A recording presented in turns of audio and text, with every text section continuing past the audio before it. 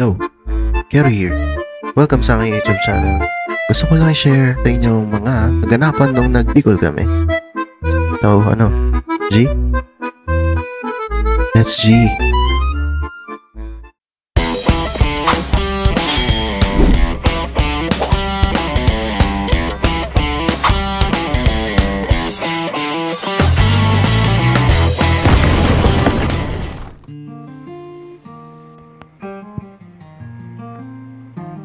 Yan guys, dito na ako sa bahay ng girlfriend ko. Tinantay ko na lang siya lumabas kasi diretso na kami dun sa bahay nila mama dahil dun nata magbi-meet lahat. At ayun, alis na, papuntang Bicol. Let's go. 2,000 years later. Alas 6 or alas 7 ng umaga nakarating na kami sa una naming stopover. At dahil maaga nga kami nakaalis, di na kami nakakain ng breakfast. Kaya dito namin naisipan sa Litas JR Seafood House mag-breakfast.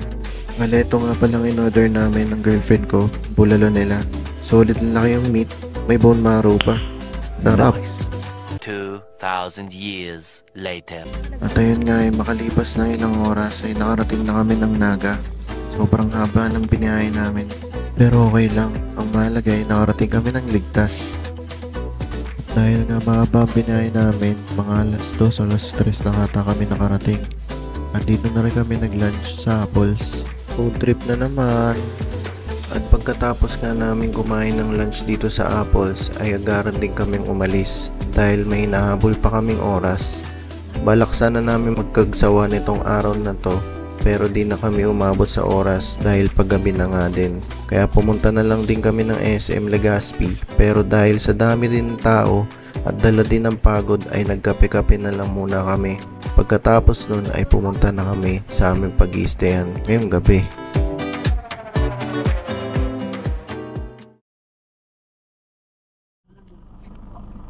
Kinuha niya may susi. Sa iyo? Jacuzzi at saka. Teka lang ha. Sa may tabi lang ay ano ko. Stressful talaga sa room. Oh my God, sa loob pala ng tao.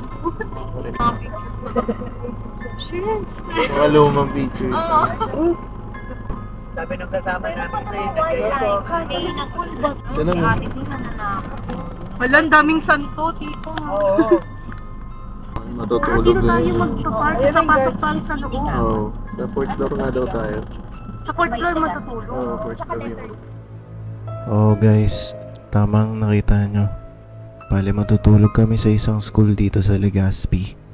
Medyo kinakabahan kami dahil first time na matutulog sa isang school. Medyo nakakatakot nga at nakakaba dahil na rin sa ambience ng lugar. Pero alam naman naming safe kami dito at meron naman kami mga room na tutulugan. At syempre dahil marami na rin kami ay okay na lang.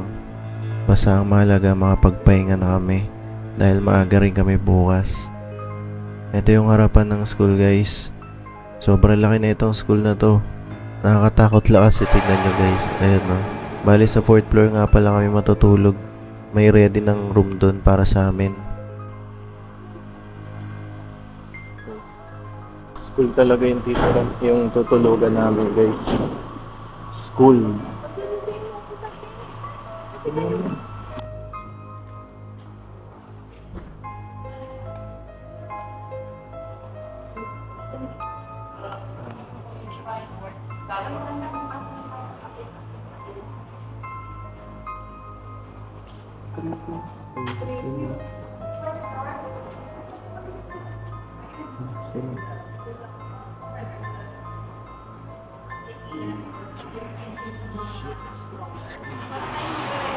School talaga kami matutulog.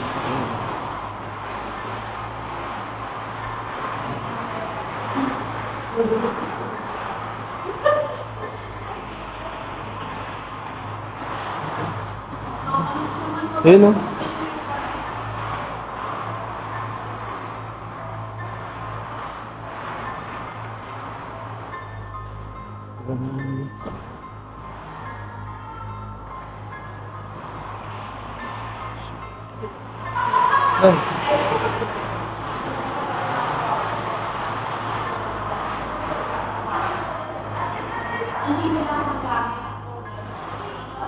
Ikaw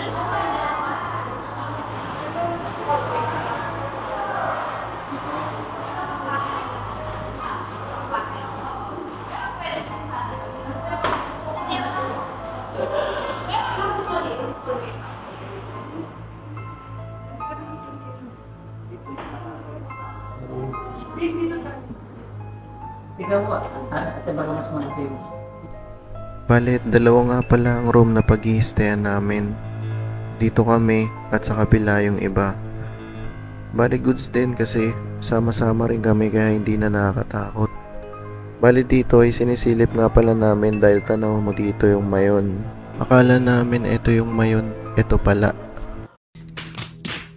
Oo nga. Tanga, yung iba kasi. Lubong pa na. At habang nagpapantok ay nanonood muna kami ng Netflix guys. Bali nanonood pala kami ng The Conjuring. Ewan, trip namin matakot. Pero okay lang. After na ito ay naisipan namin mag-inom bago matulog. Kaya ito, shot muna bago sleep.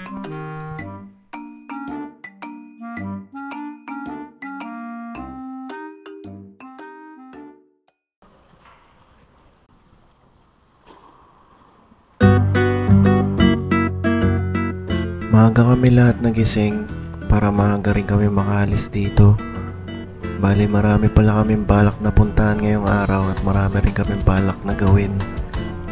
Kaya ito, agad-agaran na rin kami umalis. Bali magpupunta pala kami ngayon ng Cagsawa para makita yung Mount Mayon at syempre makapag-ATV rin. So ito, biyahe na ulit.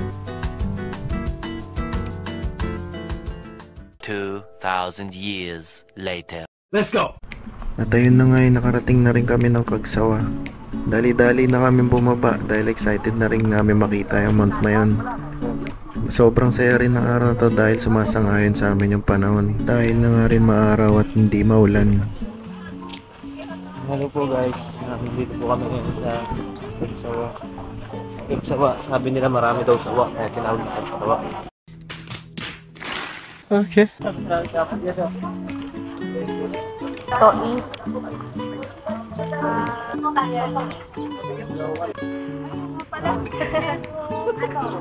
Bali pangalawang beses na pala namin nakapunta dito. Pero nung una, dahil nga maulan ang panahon, di sa amin nagpakita ang Mount Mayon. Pero ngayon, nasangayon sa amin ng araw, kita namin ang ganda nito. Ito yung ano guys.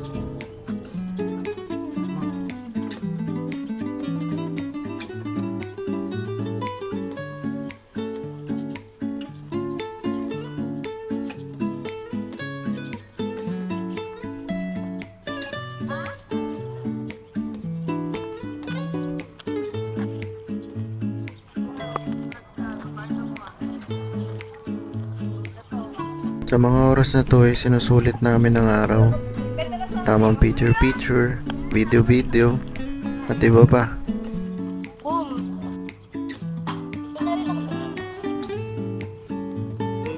game.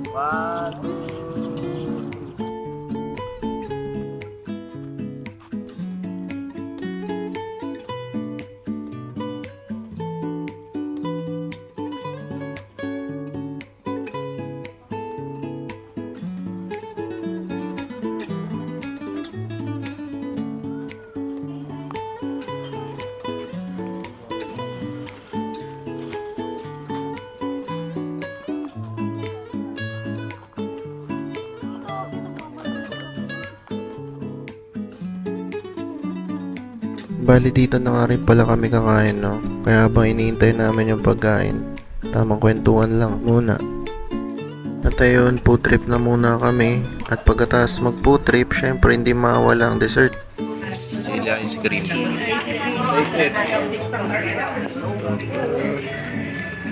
Wala na, alam mo na. Hindi. May konting ano lang. Wala. Mild lang kasi siya, mild. May aftertaste lang ng sili. Ano po ako?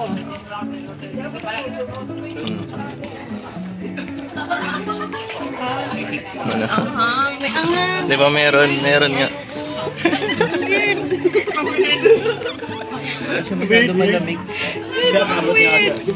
Medyo nagiging mangang lang. At after nga namin kumain, syempre, para masulit namin, nagpa-picture na kami dito kay Kuya Manong. Solid. Sobrang galing mag-picture ni Kuya Manong. Idol. Dito pala yung Sa mga oras nga pala na to, kinikwento sa amin ni Kuya Manong kung ano itong tinatayuan namin. Ito pala yung dating simbahan. Ito pala yung mga ruins niya. Ganda guys, solid. After ng girlfriend ko makunan ng picture, ako naman ang kinuhanan ni Kuya Manong ng picture. Kaya ito, tamang post na ako. Kala mo naman model. At sumunod nga kami naman dalawa ng girlfriend ko, kinuhanan ng litrato ni Manong ng Kuya Manong ng picture. Gets mo ba? Ito nga naglalakad na kami dahil sumunod daw kami kay Manong dahil may alam pa siya na pipicturean kami na magandang kuha. Ano ha? At after nga namin mag picture ay nagkayaan kami mag ATV. First time ko lang pala mag ATV ngayon guys. Kaya solid. Okay, by the way, hindi yung picture trademark natin. Okay, off-road. Bale, ito nga yung sineminar na kami ni Kuya Manong number 2. Kung ano ang mga dadaanan namin, kung saan ruta kami dadaan. Kaya syempre, makikinig muna kami dahil safety first. At after nga namin ma-seminar ni Kuya Manong number 2, ay bigla naman pumasok si Kuya Manong number 1. At syempre, bago mag-ATV, picture muna. At ito nga ililista na namin yung kanya-kanya namin pangalan. Lahat ng mga sasakay na ATV kailangan talagang ilista dyan. So tara, let's go!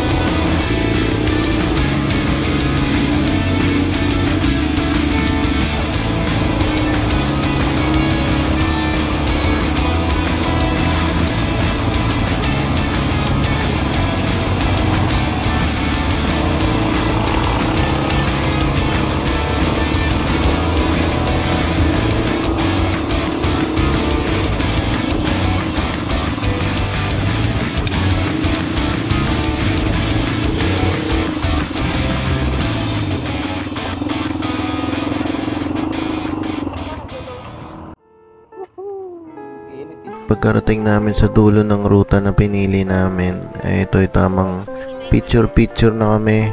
Sinusulit na namin lahat ng oras habang nandito kami. Ayan, pinapila sa amin yung mga ATV namin. Kinuna kami ng mga picture.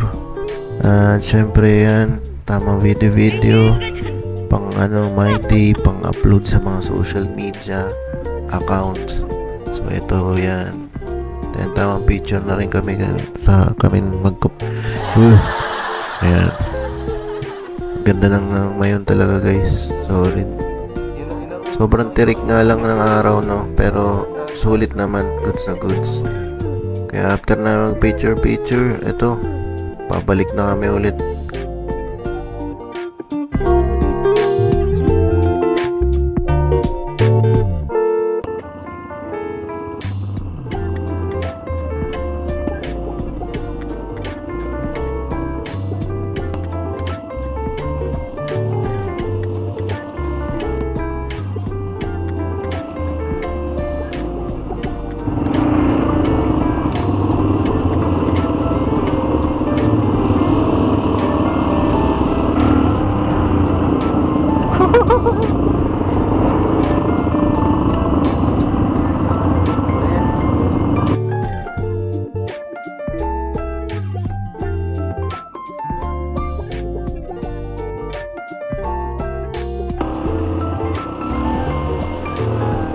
Dad!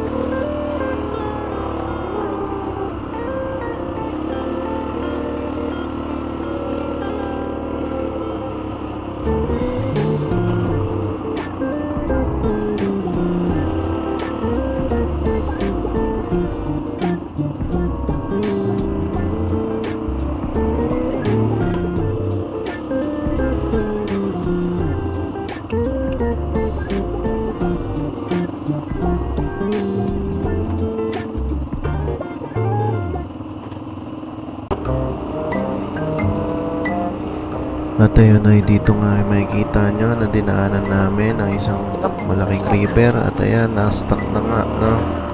Dito ako na-stuck guys. Talagang lumubog yung isang gulong. At kala ko talaga tutumba ako. Kasi nakatagilid na talaga yung ATV. Buti na nandiyan si kuya para tumulong. At ayun, pinubuhat niya yung likod. At ayun, umandar na rin sa wakas.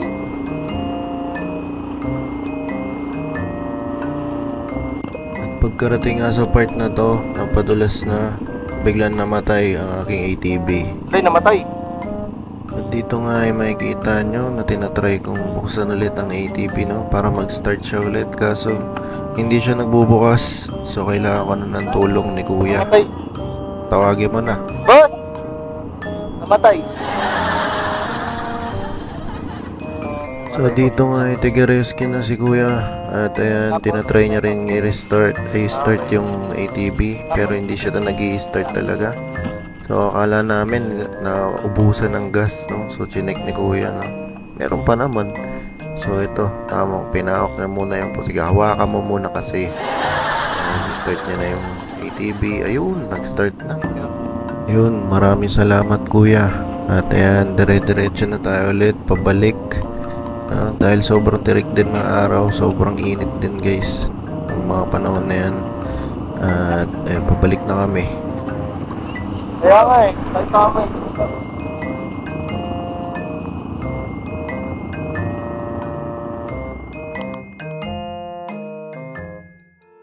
Pahinga nga ng konti at diretso na kami sa farm namin dito sa Bicol. So tara, let's go. Pagkarating nga namin dito sa farm, binisita lang namin yung farm namin at binisita namin si Uncle. Sobrang solid na ito guys. Ang unang punta ko dito hindi pa ganito to, pero ngayon ang ganda na lalo. At syempre gaganda at gaganda pa yan. Ito pa yung local dito. Kuya? Ay, hindi ko po maintindihan eh. Hindi ko pa kasang barik sa ganda-ganda ba? Pabarik ka na eh. At after namin dito sa farm ay diretso na kami ng Palm Resort kung saan gaganapin ang high school reunion ng aking mother. So tara. 2,000 years later. At pagkarating nga namin dito sa Palm Resort ay tamang food trip muna kami. At nung pabili nga ako sa tindahan ay nakita ko to, akala ko aso, yung pala kambing. Ang cute-cute na ito. At ayun nga guys, hanggang dito na lang ang video dahil hanggang dito na lang ang nakunan ko. Bale, marami pa naganap nung araw na to yan. Nag-swimming kami at nag-inuman pa kami nung gabi. At dala na rin ng pagod, maaga rin nagpahinga at maaga kami nagising at umuwi na kami diretso na Antipolo. So yun lang guys, alam nyo na yan. See you in the next video. And please subscribe to my YouTube channel. At ayun, Kita-kits sa next video.